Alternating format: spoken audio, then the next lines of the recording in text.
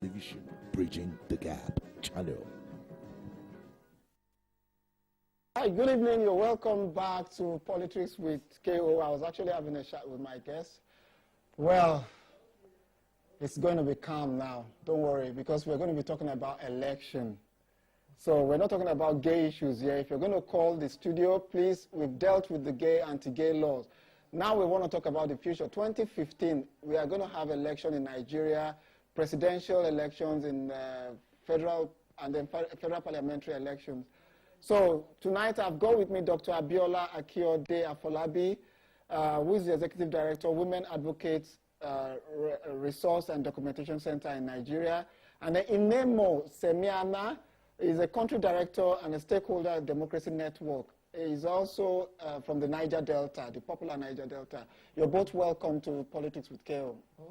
So it's a pleasure to be here, Akiode. Yeah, they do say ladies first after men, isn't it? So I'll start from you, Inemo. Oh no, sorry, I should do ladies first before I'm accused of. So Abiola, why are you guys in the UK? Oh, okay. We've been around. We left Nigeria on Saturday. Okay. With the chairman of Independent National Electoral Commission, INEC. And we went to Washington, D.C. Yeah. We actually went on an invitation from a group called Center for Strategic Intervention Studies, based in Washington. And what they normally do is to organize fora where people can discuss about issues. So we're invited to come and talk about 2015 elections, to look at challenges and to look at what are the priority issues, what are the big threats, and how do we intend to address it as Nigerians. Okay, I'll bring in Inemo here. Inemo, you're from, you've monitored elections in Nigeria in the past. Yes, I am. And it's been fraught with a lot of violence. Do you think 2015 is going to be any different? We are hoping so, but the early signs are not good. The whole rhetoric, quite inflammatory rhetoric in the Nigerian political scene is quite worrying. Okay. We think that this could be something that might lead to violence. I think we are all quite, we all still remember what happened, the post-election violence in 2011, where over 800 Nigerians were slaughtered, mostly in the north. We are hoping that this will not happen in 2015. And what civil society would like to see is to see the political leaders tune down the rhetoric, the inflammatory rhetoric. I think that the tension is getting too high. It should be doused. And heating up the polity is not going to help the process. Okay, Abiola, I would... What, you know, when we have this election violence, it's always women and children that are they make a greater percentage of the victims, you know. Now, what can we do before 2015 in stemming, apart from the issue of them bringing down the rhetoric, in terms of security and what have you? What can we do? Well, unfortunately, our security is very porous in Nigeria. There's a problem with the system, so it's a serious systemic issue, which we need to find a very comprehensive way of addressing it. But from the last election in Kenya, some best practices had emerged. There was a particular mitigation method which they used to ensure that the election was free and fair in Kenya, without violence. But you see, for us in Nigeria, there are so many issues attached to it. We need to first and foremost change the national narration. And that is why we're involved in this discussion as civil society organizations. We've been there before as Nigerians. We don't want to go back there again. You know. I'll take a phone call now. Good evening. Thank you very much, Akiode. I'm very proud of you. Okay, thanks. And you are giving us room as well. Okay. And I'm very, very much proud of these two guests of yours. Okay. Because they have now opened us up to tell us what has been in the past. Okay. About trusting political issues, when they are bringing war and wrecking in Nigeria election. It's not a good name, and names anymore. These two people have already opened up, saying that it's not a good story. No matter what the president is telling us,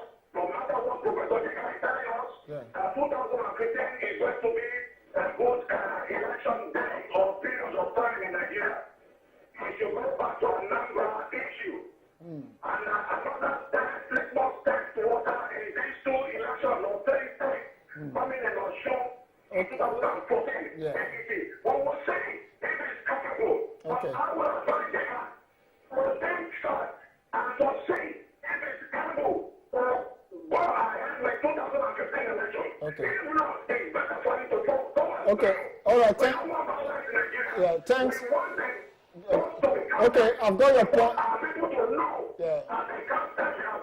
Okay, I've got your point there, and thanks for calling. Now, that is actually a practical. In Anambra, there were controversies about the election. In Osun State, we're going to have election in Osun and Ekiti. Yeah. And why?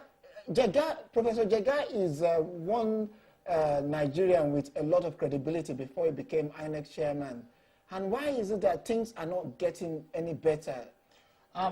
Elections in Nigeria, let's accept that is a reflection of the country itself. Yeah. We've had really terrible elections in the past, 2003, 2007. Yeah. The 2011 elections were actually there was serious improvement on the previous elections. Yeah. And I think it is fair to give Jega some credit for the improvements that we saw. Okay.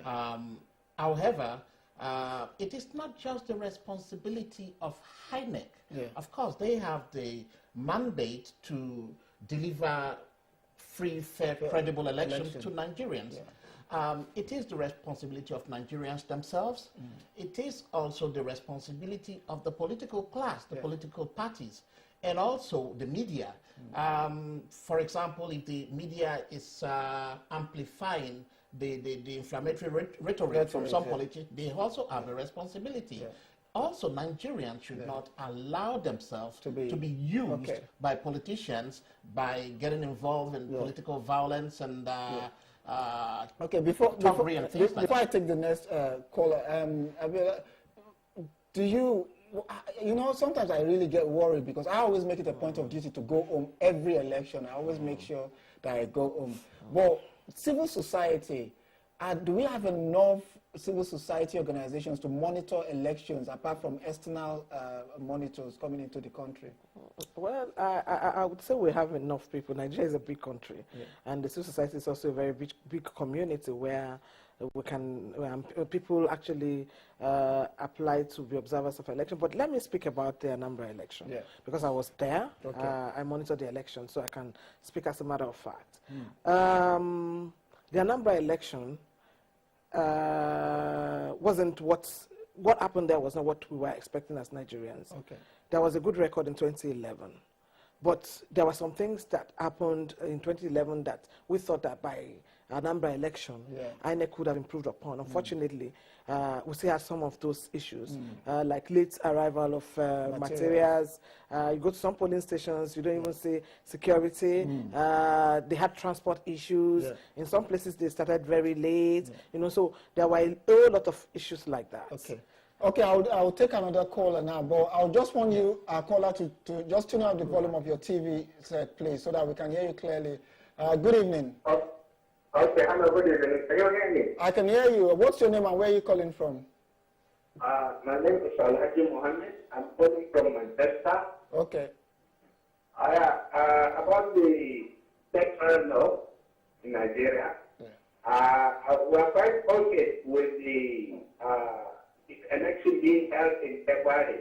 But this election should be held all on the same day because if you allow the presidential election and the parliamentary election to take place, they will influence the result of the next election, even if they're ignoring it. So also, if you allow the governorship election and so on, they will influence the other election. Okay, all right. Also, the cost to the nation, it will be reduced. Okay, thanks for that. The manpower needed will be reduced substantially. So if others want to be fair, you understand? All this election will have to go on the same day. Okay, thanks for that important contribution. Now, that is a very vital. Why is it that we scatter the election, 2 weeks interval? Why can't we have presidential election, the governorship election, and the parliamentary election on the same day? The reasons, from what I heard from Professor Jega himself, is that it's linked directly to capacity issues. Okay. Apparently, INEC does not have the capacity to do all these elections on the same day. Yeah, so, Viola, with all the money we give to INEC, I mean, that is one of the most funded institutions in Nigeria, apart from the external funding. How come we can't have an INEC that will be able to organize elections, all elections on the same day? I was in Ondo State during the election, and it was pathetic, the fact that materials they couldn't have vehicles to move voting materials. What's happening within INEC? Well, I think we also have to be sincere with ourselves. There are a lot of logistic issues. For example, one of the things that happened years back was that INEC outsourced transportation to NURTW, Nigerian Union of Road Transport Workers, and that became a big challenge. So apparently, if they think they are not capable, you know, I would rather let us settle. If somebody comes and say, just the way Professor Jega admitted during the Anambra election to say one of his staff sabotaged the process, and they have taken him to court. You know. Okay, I'll take that. We've got a caller on the line now. Good evening, caller. Thank you, Akiode. Thank you very much. Yeah, good evening. What's your name and where are you calling from? My name is Francis. I just want to ask these three questions, very important. Okay. The madam there Yeah. wanted to say something about Anambra issue. I want to ask a special straight to her. Madam, Anambra election, for your own opinion, was it free and fair? Secondly, I'm actually disagreeing with what the other man said. About saying that we should not put everything on Jega. Yes, it is talking about the other offices that take the votes to this election. And correctly, there's a problem of what you said. But what I am saying is, when Jega is being given that honor, it is easy to see that every election, the movement of the sector, everybody should be in that. After that, the collection of the results, Okay. announcement of the results should be dealt with correctly. Okay, I'm going to have, because I want to give other callers a chance, let me have Dr. Abiola. That's an interesting question. I wouldn't, So was it free and fair? Tell us. You should be able to tell as far us. as I'm concerned, yes, they had some itches on that day, but I cannot say it's not free and fair. I think the election was fair. And I think INEC chairman went further to tell us that there were some problems, and which was the reason why they had to do the election in some places where they didn't do it before. So, but I think that for us as Nigerians, one of the things that we must also understand, election should not be a do or die affair. For goodness sake, even before that election, 10 days before the election, somebody moved from one party to another. You know, there are a lot of things that would not even make, you know, elections to be to look credible in Nigeria. And I think that those are the things that we need to begin to address. Our elections in Nigeria are not issue-based. Go ahead. I will go a step further. You see, when we talk about passions and tension that's too high, it's showing even on the callers that are calling through. They are shouting, they are so incensed. It's nice to be concerned about if you feel that there's some injustice or something was done not in the right way. Is it not a Nigerian thing though? I've got a lot of my friends at work. They just said to me that why is it that Nigerians were always? Is it as a result of our many years of military dictatorship? I don't know about that. There's nothing wrong. I with think being we are passionate. I think we are very expressive, and there's nothing wrong with being that, passionate. But I want us to start looking at certain things critically. Dr. Abiola said something about Nigerians focusing. It's time we start focusing on issues. Politics, like she rightly said, is not a do or die affair. And I want to amplify the fact that Nigerians must start to look at issue-based politics. We have a situation today where there seems to be a level playing field between the PDP and the APC, which we all welcome. But shockingly, and as we speak, we don't even have a political manifesto. We don't have ideas. We don't have policies. You have politicians crossing from one party to the other. And finally, and finally, it is the same old, recycled, discredited, corrupt policy. We need a change of class, change of fresh ideas, and we should hold politicians responsible. And okay, accountable. because this is a very important discussion, I'm just going to appeal to my producer. If we can extend this show, I'll be so happy, because the Twitter is going abuzz and there are lots of text messages coming in, and we still have the phone calls coming in from all over. We've got some from Spain, from Ireland, and we just want to give Nigerians an opportunity to have a say. So I will take another caller. Good evening. Yeah, good evening. Good evening. Where are you calling from, please? I'm calling from London. Okay, what's your name? My name is Carlos. All right, go ahead, Carlos. I think the problem in Nigeria is not the election itself. It's about the mentality of Nigerians and the politicians. Okay. If you watch our politicians, I think political parties do have manifestos and the ideology. But the way these people jump from one party to another shows you that there is nothing at stake. They don't care about manifesto and the other of the party. What they care is about how they can take a position. And so, secondly, I think the Nigerians to change their mentality. Okay. If Nigerians are saying that the guy is not good, then that person that will be there. Because what happened in Nigeria is that they should let us know that if you lose, you need to take it in a good faith. Nobody loses election in Nigeria and believe that election is fair. Yeah. No one will lose that is not fair. Okay. Okay. By all means. Okay. Thanks. What I'm saying is that there needs to be education in Nigeria about Okay. how they vote. Great. That's a great contribution. Now, it's also said that losers don't want to admit that they've lost an election. But the other side of it is that winners also have a winners-take-all mentality in Nigeria. There is that mentality, which is unfortunate, I would say, and I will go further to say that the onus is on Nigerians. And we can help Nigerians. We can help ourselves by engaging in real, sustained, and extensive voters' education campaigns. And that is something that is going to help our people, educate them, enlighten them, and let them know that their votes must count. They don't have to sell their votes for 1,000 naira, and it's their fundamental right to hold the politicians accountable. Okay, I was trying to interrupt Inemo there because I've got a call. I think this call is from Ireland. I just wanted to give him the opportunity. Good evening, please. Good evening, sorry. Yeah, please. Where in Ireland are you calling from? I'm calling from Dublin, precisely. Dublin.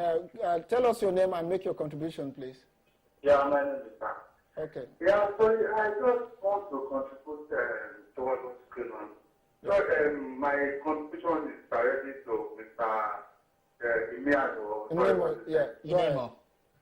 So he said something earlier that about Nigeria being used as a political thought.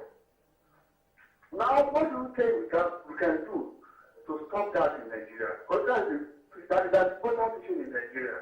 Yeah. Because we are here, we see not about Europe, not about the world. We see the election is being conducted peacefully everywhere. Okay. Here you see election will be going on, everybody will be going to work. Nobody will know what something is going on anywhere. But in Nigeria, if we are doing election, there must be killing of people, there must be violence. What can we do to stop using Nigeria as a political talk, especially, Nigerian youth? Yeah. What do you think we can use? Okay. Go ahead. Secondly is that. Please, because we're running out of time, I wanted us to extend this show, but I'm not sure if we're going to get that. Let's have I have a few ideas. Yeah. One, just like I said earlier on, we should educate, enlighten our people so that young men will not go and die for politicians. Secondly, the political class should be called to order. If someone makes an inflammatory statement and start making unnecessary threats in the name of politics, they should be arrested, prosecuted, and jailed if necessary. Thirdly, I would say that probably Nigerian politicians are earning too much money. Okay. Reduce the money that they are earning, maybe less some of them will not get interested in politics. Okay, anymore. we all have a role to play. The country is ours, so it's a collective effort, and I think we must ensure that there is no violence in 2015 election, and that INEC, the independence of INEC is not compromised. I'm still, unfortunately, we might not be able to extend this show, but I've got Ola from Leeds. He said, Professor Jega is not the problem with elections in Nigeria. The problem lies with the people. And then I've got another text message. INEC is morally bankrupt and manipulated by the PDP. No free elections in Nigeria. And then we've got another text message. This is from Spain. Please ask your guests if Nigerians in diaspora are going to take part in 2015 election. I know the answer. The answer is no. So like that's Shali from, and then we've got another one. This is quite interesting. This one is coming from Germany. Believe in God and observe His commandments instead of so-called human rights people, the Meiji. And then finally, there's so many text messages. I'll just read this, please. This is about the gay issue which we've dealt with. Now, I'll just let you know that in 2015, it's about Nigeria and Nigerians, and it's our country. And we cannot do anything but make it work for us. I just want to let Dr. Abiola come in here, and if you can do this in 1 minute. Why is it that Nigerians in diaspora cannot vote in elections when even Ghanaians, Ghanaian citizens vote in the diaspora? Well, I think it's a constitutional issue. The Constitution does not allow it.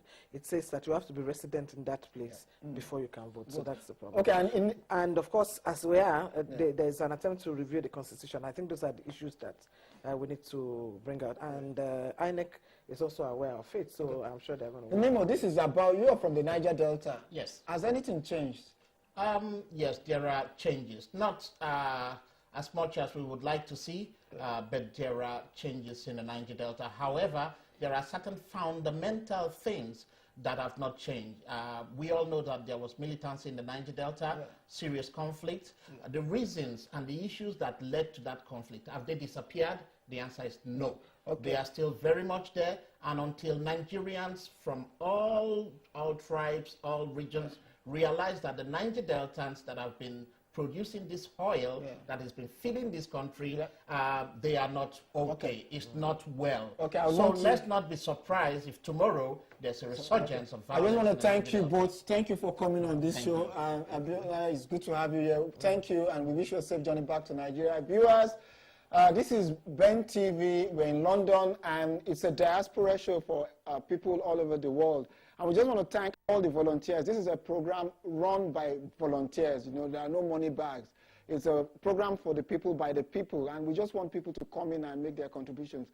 Good night. God bless you. And thank you for your phone calls. And we did try to make it possible for everyone to be involved today. I'll see you next Thursday, 9 p.m. UK time, 10 p.m. Nigerian time. Good night and God bless.